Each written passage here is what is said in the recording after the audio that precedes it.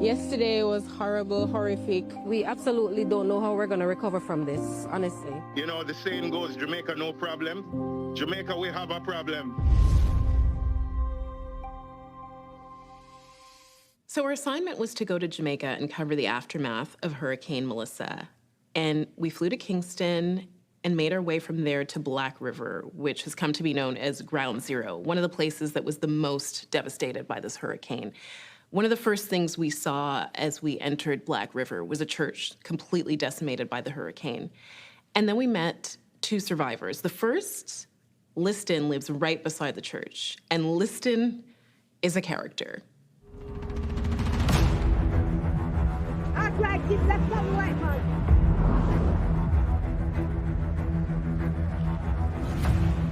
The enemy thought that Melissa would scatter you, but what he did was bring the believers into a place where God can get some glory and the kingdom can be expanded. Somebody bless the name of the Lord.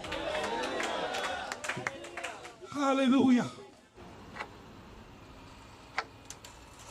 Yeah, man. Yeah, so be born and grow, you know? Yeah, man. I never witnessed one like this before. It's the terrible one, this, you know? It mash up everybody. It coming like it was an attack. We just hear it, like it was an attack as you get away from the door. And when we brace it so, and we can't manage to have to run from the door and go around the back. And when you go around the back in the next room, you lick off the door, back door, everything, and come in. And we take a mattress and we put at the door and push it back. The breeze say, we are dealing with. And show we're funny. We have to just allow God for doing work, you know? When this storm come, and this room we're into, in this room, right? And when this storm come, all this are in a shake, that the one that broke out. We have to run for it, if furniture in here, so. And water leak down this, if you can't look good, I cut off the glass half of this for a glass, bust off, see the half I just bust off, you understand? So when everything just down, just flat down, everything just devastation in so everything mash up. This here gone down, right? In there so now. We come in here so. When you come in here so, we have to run out of here so. For you find out, you in there mash out. It's time to mash out the window them. Lick out everything when you look at pure water in us. Pure water. So we refuge now, we run to now. The refuge are here so. You have to come right in the room here so. When you come in this room here so, this here window here so lick out. We have to bat you up, you understand? And we take this mattress here now and push it this one and lick away from this so. Fly off the kitchen door and did this so. So what we do now, in here so far we don't have no way to cook. In here so we have to put in stove. In here so we have to put in stove to cook. Right? And it never look good. If it's a tile this, but we can't do better. Right now around the size stove there. Since lately me buy this little stove here now. For everything picture out. Me buy this little stove here now. And this little kitchen is round here. So if you can't look, you know. It's a little kitchen, everything just mash up. I build back over. Then I zinc here now, we'll see fire so I fly off. You have to take back and build up a little thing. You see me I deal with, if you can't look, you can't see it there. And when rain fall, water that drown me in, so I have to go up on top of it, go stop it. You understand? So, I just saw a system set. At this type of fishing me do. Net fishing, see it here? This type of fishing me do, net fishing. When you supposed to know them a type of fishing. Yeah. Net fishing, at this I'm living, straight. When me go and see me can't find me food. You see me I deal with? Everything just get mashed up. So, I just saw a system set. Shop mash up, boat mash up, all me mash up. You know, see? But you're still laughing. Yeah, man, me I laugh, me I feel laugh, me can't fret. For me born with nothing, you know.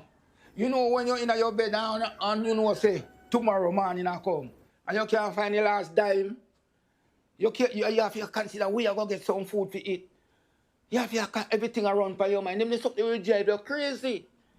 Them they something will make people kill people. Sometimes you see some people walk on the road, you know, and you feel say they're good inside, you know.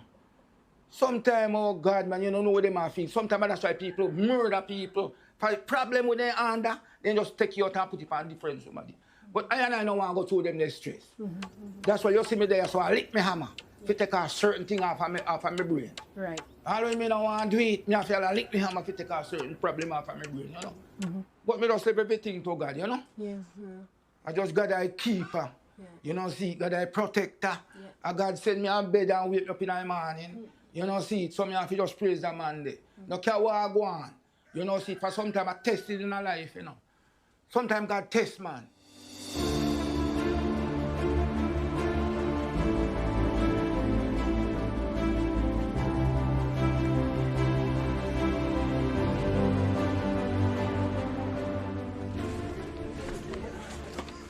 Come like everybody appears today, you look like they appears today, Bali. Yes, I was born and raised in Parity. This place is called Parity, and this part of Parity is called Windhead Road. Okay, all right. Yeah. So how would you describe your community, like in general, before all this? Well, it was a fisherman community, yeah, as you can see, but you know, just a regular place, nice and loving people. Yeah, and before this, we never really get anything as dangerous as Melissa. Melissa changed our views on the beach, but some people, as you say, Jamaican are resilient. Yeah, some people is not gonna give up on the beach side. Even me, I was like, it's not gonna be that bad. Right. And when I see it with my eye, I thought it was judgment. Even police came through and we were like, we're not going anywhere because we never saw anything like this. And when I see it, I was like, I'm going to die. That's the first thing that come into my head, and then my survival mode just kick in. This is my house right here. Okay. And my back door is turned to the sea. My front door, you have to pull it to you. So when the water force was coming, when I grabbed to get my stuff, when I see that the water force is coming, I try to pull this door. When I see that it's force lock, I try to pull it. When I found out it cannot pull, I head back to the back, but the force was too strong, so I was trapped in there. And when the Lord said, you shouldn't die here, and he break that window free, you know, for me. But the water went down, but the shaking of the house, I think it would collapse, as I said before, you know. So I'm glad that I survived, you know. Yeah, man. And when I came back, the house was in a hole, like, you know, it was in a sinking hole right around it. I filled it right back up. Okay, with the sand. Yeah, man, it has a hole and it was full of water around it. Yeah. And it's in sand, and I'm telling you, it was really bad. Yeah. Yeah, man. No, I can imagine. Yeah, man. Lost a lot, but I give thanks for life, you know. Life is the greatest. We can restart once we have life. Yeah. I'm so amazed by Jamaicans and their resilience. Yeah, man. That's what we are made of, you know? We are made to, no matter how hard we get beaten, we can still get back up. I'm a second-generation Jamaican Canadian. Both of my parents were born and raised in Jamaica. I was born and raised here in Montreal, but I've been to Jamaica countless times. And one of the places I go to is the small rural community where my mother grew up, which is called Balaclava. And that's where her brother, my uncle, still lives. And he and his family were affected by this hurricane. And so this hit very close to home.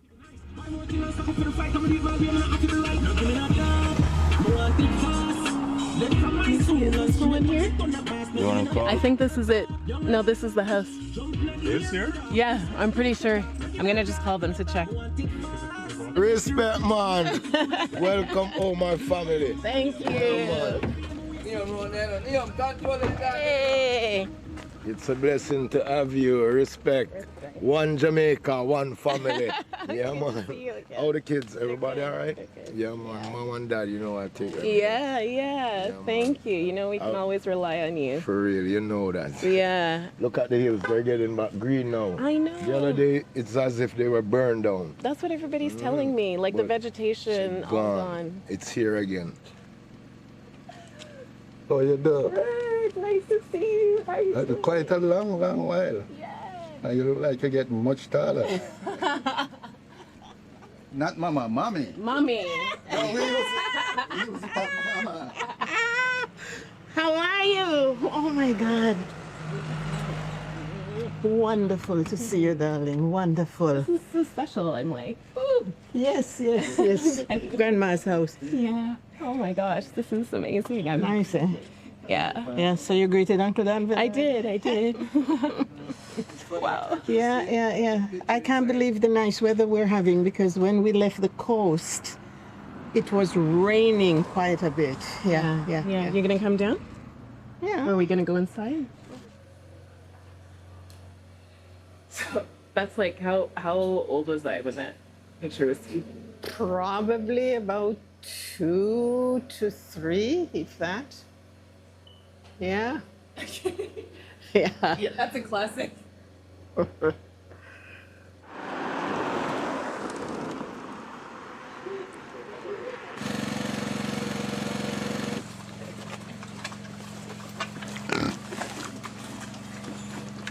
And the top is they put new sheets of zinc Yeah. and all the things. Oh, on top this there. was all damaged. Because that was all damaged And all the sides and everything were gone. So was there a lot of damage to that part?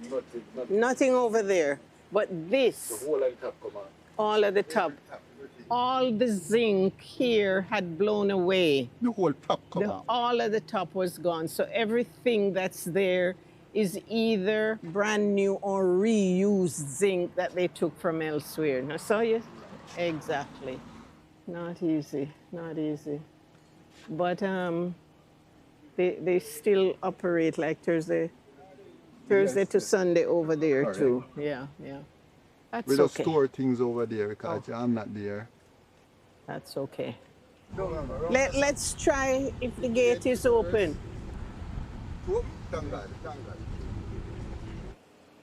What's the significance of this church to our The family? significance of it is that my mother, your grandmother, was confirmed as an adult in this church. I was confirmed in this church.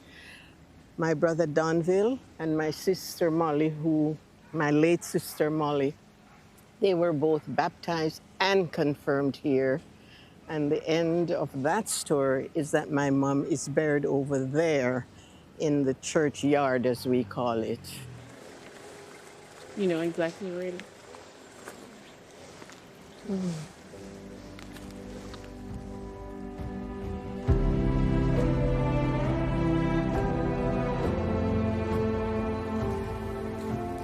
It's okay.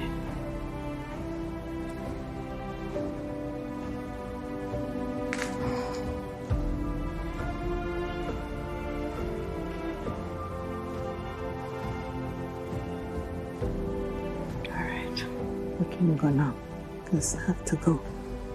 Oh, thank you, Mama. It's okay. We can go now.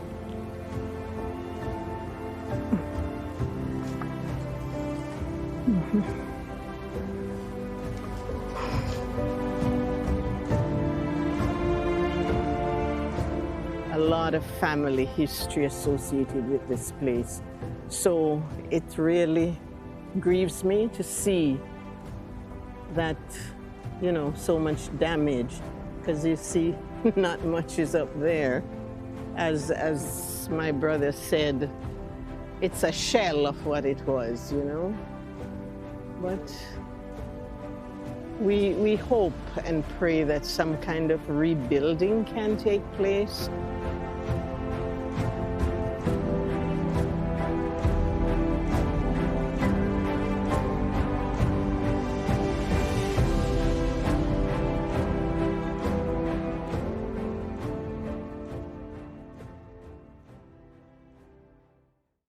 You see so much destruction and devastation, but Jamaicans are a people of deep faith, and they are also incredibly resilient. And so I know that Jamaica will come back, and it will come back stronger.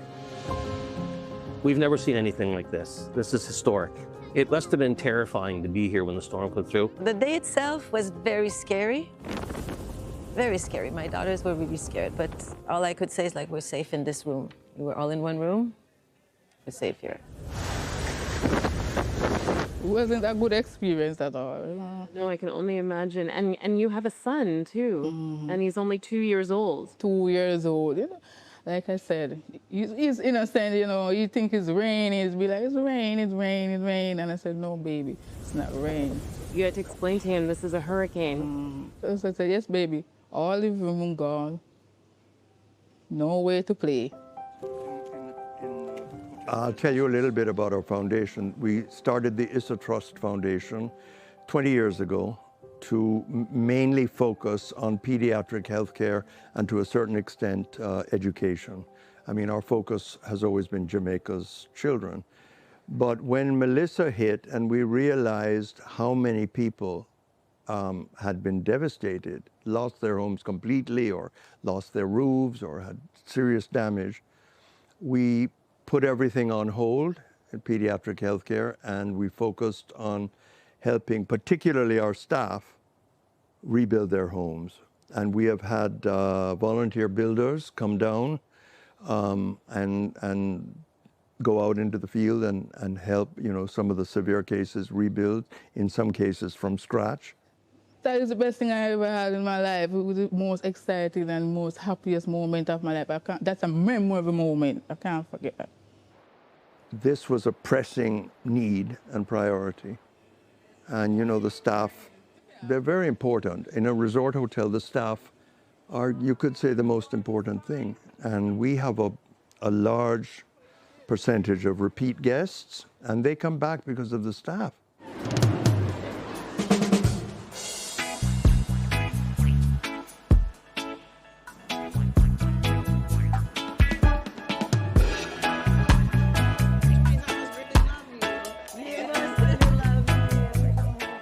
Well, you know that feeling when you go home and you turn the key and you open the door and it smells like your house and it feels like your house and your couch is yours and the light is perfect? I found that when I landed in Jamaica at 12 years old, and I always wanted to come and live here. It was a childhood dream, but that came true in a way because I put everything in the universe to bring me here. I love the vibe, I love the culture. I saw an old man. He has the same outfit every day and washes it on Sunday, same shoe, one tooth. And you ask him how he's doing, and he tells you he's blessed. He's blessed because God gave him another day, and he's here witnessing the beauty of this world. And I just felt like was the vibe. How can you go wrong? It's just beautiful. You know that these, right? I picked them up. I know where we got them. We were getting them at the Blue Hole. I moved in with a 4-year-old and a 1-year-old, and tried to start a family here, but ended up just with my kids. Doing it all. Mother of 3. Yes. Yeah. Yes. Okay. But the kids are not here now. I think the last time you told me they're back in Quebec. Yeah. Yeah, after the hurricane, well, it's still raining in the house. Sorry. It's still raining in the house. So it wasn't really safe for them to stay here. And I just thought it was better for them to be in an environment, even though it's really cold, where they're going to continue to be in school and they're going to be having a routine that's safe and dry, because here it's a little bit messy. Black River area, I've never seen devastation like that before. It almost, for lack of a better term, almost looks like a war zone, what happened there. It's a tough one when you talk to people, it really is. They get emotional and it's really hard. It's really hard to see how devastated it is and people, how upset. But they're coming. They see us here now, they know we're helping. Well, I was here since November 2nd, as soon as the airports opened.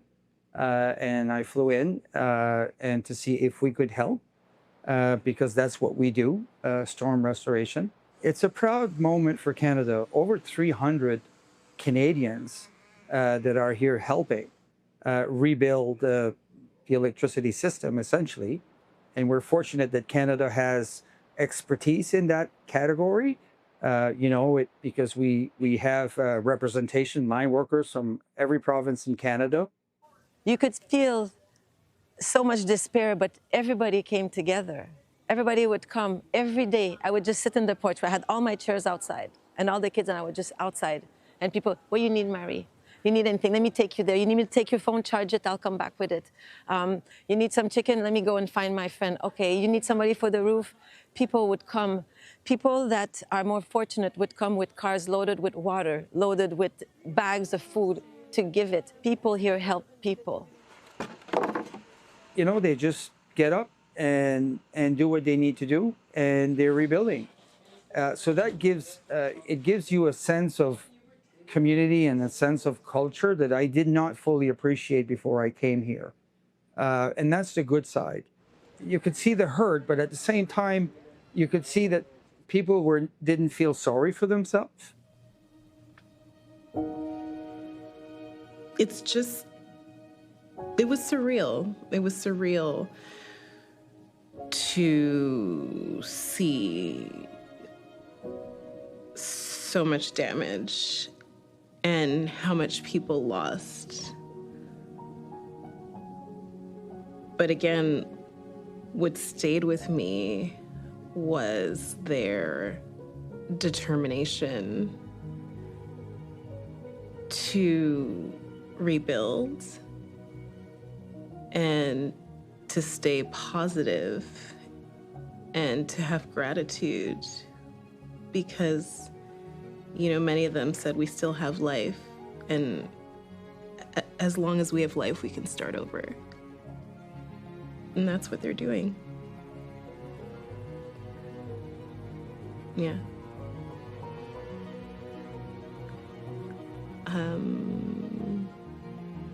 Jamaicans are a proud people, strong, determined, resilient, and that's what I saw.